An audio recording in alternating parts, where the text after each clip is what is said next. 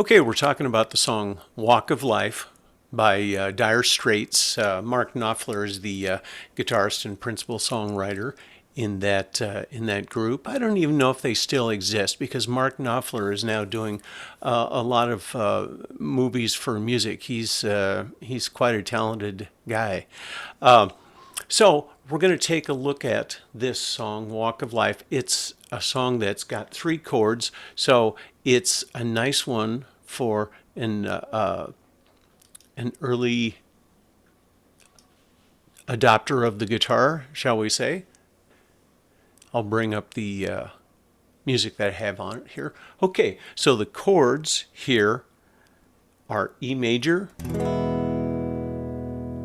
A major, and B major. And this sort of pattern should sound kind of familiar because those are chords 1, 4, and 5 in the key of E major. And a lot of popular music uses some sort of a variation on this. You'll find this is used an awful lot. So let's take a look here real quick. Let's go to Guitar Cam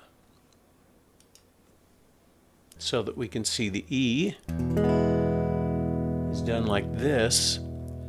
The way that I've got the A listed on the chord diagram here uses fingers 2, 3, and 4.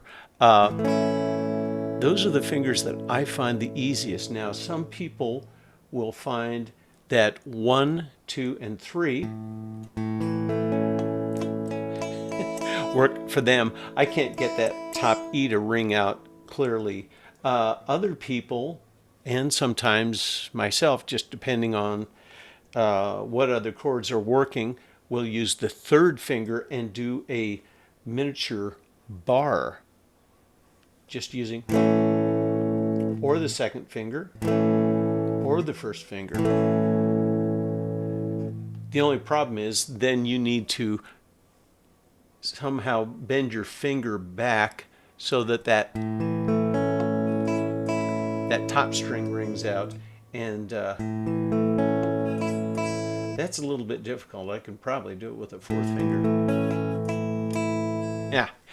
Yeah. In any event, there's several different ways to play it. I suggest that you try it with 2, 3, and 4 to begin with, and then if those don't ring out well for you, try some other combinations.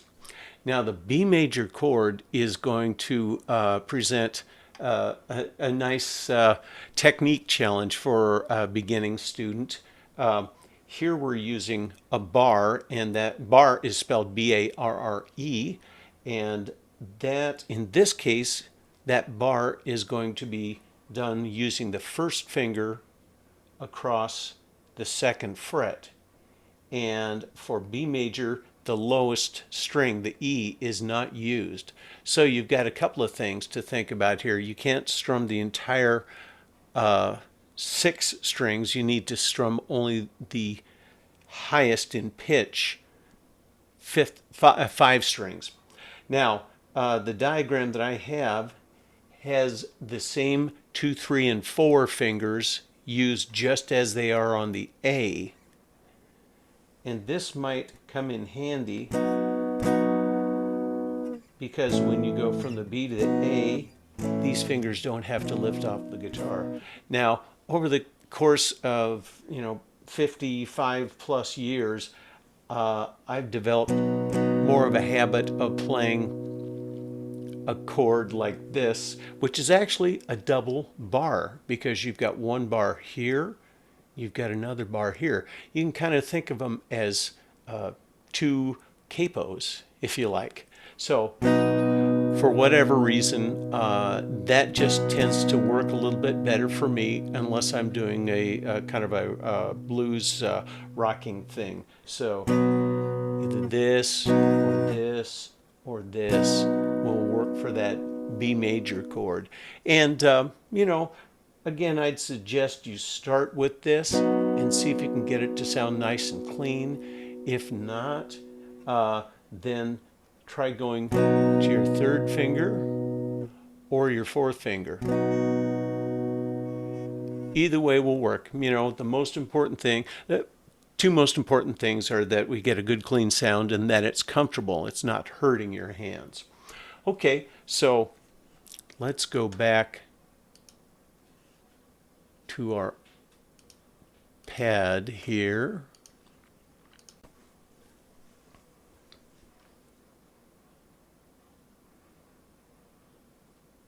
There we go. And let's see if this will play back.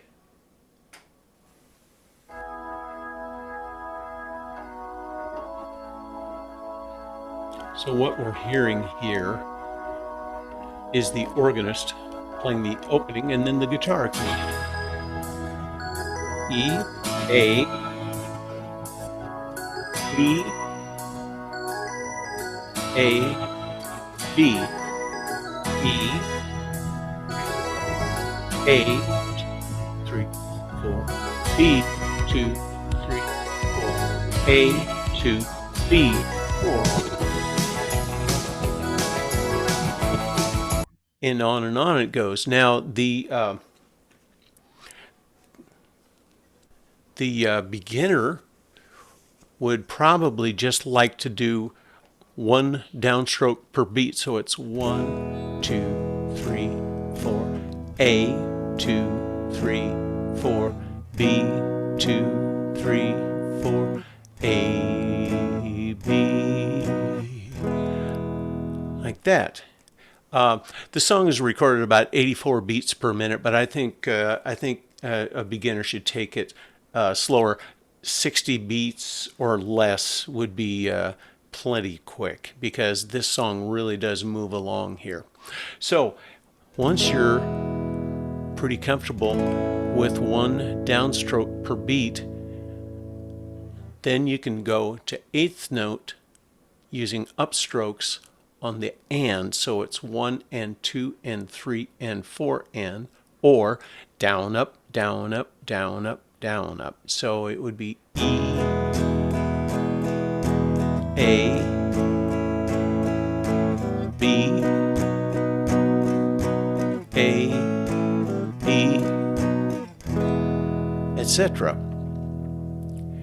And that'll give you a good workout. Now, if you get really comfortable with that, you can actually start doing 16th notes, which would be 1 E and E, 2 E and E, 3 E and E, 4 E and E, or down up, down up, down up, down up, down up, down up, down up, down up. It's harder to say than it is to, well, for some of us, it's harder to say than it is to play. So you'd be going.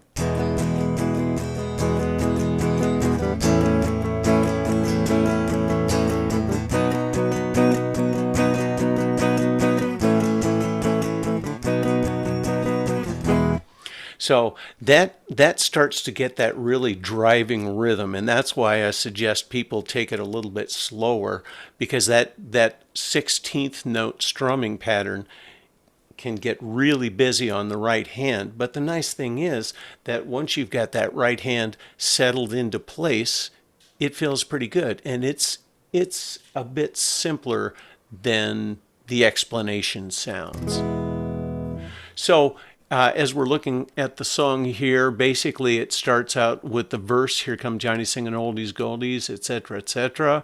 Then we get to a section of the song that's called the pre-chorus, and songs will generally have a verse and a chorus and maybe a bridge, and perhaps a solo or something like that. Jazz players will call them different things, like an A section, a B section, etc. Usually for pop and rock music, we'll call them verses and choruses. Now, some songs also have additional things. This one has a pre-chorus, and the pre-chorus has a different sound than the verse, but it's also different than the chorus. And so it generally will come before a chorus, hence the name pre-chorus. So we get to the pre-chorus and we've got an A. He got the action, he got the motion.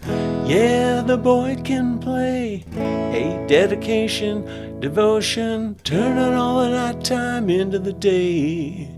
And then we get to the actual chorus, which sounds different from the verse or the chorus. He do the song about the sweet loving woman. He do the song about the knife. He do the walk. He do the walk of life. Yeah, he do the walk of life. And we go back to that intro.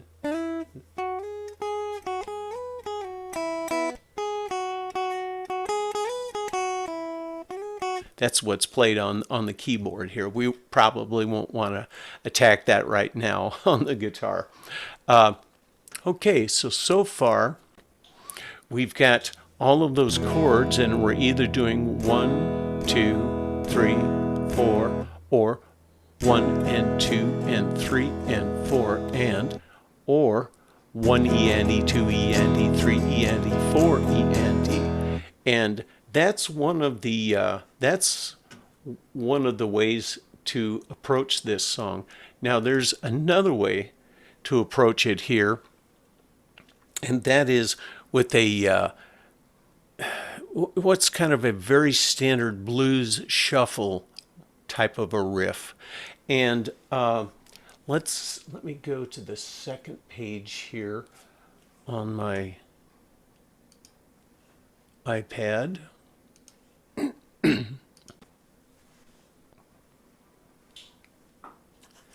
And looking, go for notation here. Looking down in this area here, we see that we've got a blues shuffle position for the E chord and the A chord. Now there's at least a half a dozen different ways to approach these blues shuffles, and you'll get familiar with those in time.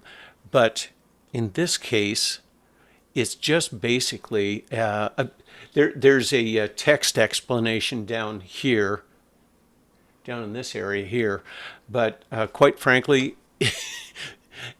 trying to explain this as text makes it sound a lot more difficult than it really is, because it's a figure that you hear all the time in blues music and rock music and pop music of all types. So the essence of it is that you are just playing two notes. So this is a different approach to this song, and it's actually the one that Mark Knopfler uses on the recording. So we are just going to use two notes, and we're going to use the 6th and 5th strings here, and we're going to play what's called a dyad, which is different from a triad. A triad is a chord, 3 notes, triad, right? A dyad is technically not a chord because it only has 2 notes. Some people will argue that it is a chord, it is a type of a chord, and a dyad like this with the root and the 5th note of the scale is actually called a power chord also. So I guess you could call it a chord of type. And you hear this type of a sound a lot. In this song, we won't be going into some of the other ways that power chords are used, but we're going to address it as how it's used in a blues shuffle. So part of the dyad that's used in this is the 6th string open and the 5th string on the 2nd fret, and then the other part is 6th string open and 5th string on the 4th fret. Now, in this case, and in most cases, you'll have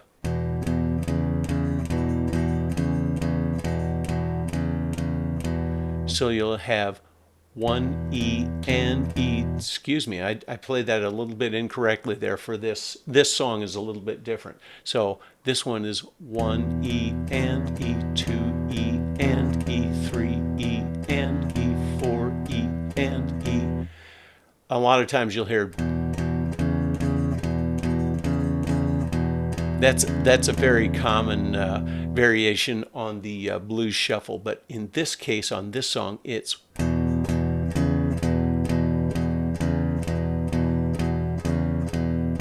so it's 1 E and E2 E and E3 E and E4 E and.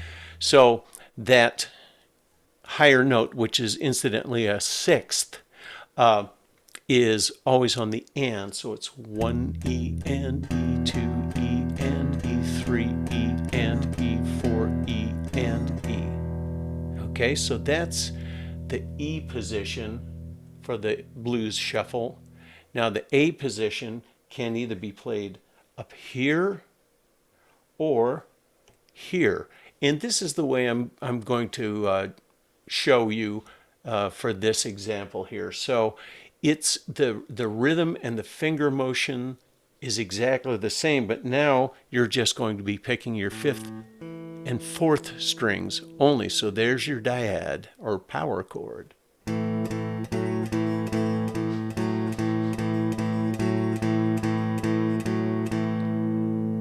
So that's the A. That's what's happening underneath when the chord chart says A. Now, on this particular song, Mark Knopfler, for whatever reason, maybe because he's singing things and the song goes a million miles an hour, when he gets to the B, he doesn't do what you would think. He just basically plays a B chord, and you'll have to excuse me using a first and a fourth finger here. That's just the way I play it. So if we go back, let me get back to my, there we go. If we get back to our verse here, we'd be going, here come Johnny singing oldies, goldies, be-bop-a-loo, baby, what I say. Here come Johnny singing, I got a woman down in the tunnel trying to make it pay. He got the action. I'm not singing the right melody. Let's see. Here come Johnny singing oldies, goldies, be-bop-a-loo, baby, what I say. Here come Johnny singing, I got a woman down in the tunnel trying to make it pay. He got the action, he got the motion, yeah, the boy can play. Dedication, devotion, turning all the night time into the day. Right there, there's a bit of a stop and you hold that chord. Turning all the night time into the day. Do the song about the sweet loving woman. He do the song about the night. He do the walk. He do the walk of life. He do the walk of life. So it goes like that. It does go by pretty quickly. So make sure to take it at your, whoops, sorry, didn't mean to shut myself off there. Make sure to take it at a speed that's comfortable, that you can maintain, and have some fun with it. It's a neat song, and you can play it either just as strict chords, or you can play it as a blues shuffle. So I think that pretty well covers it. Thanks for watching.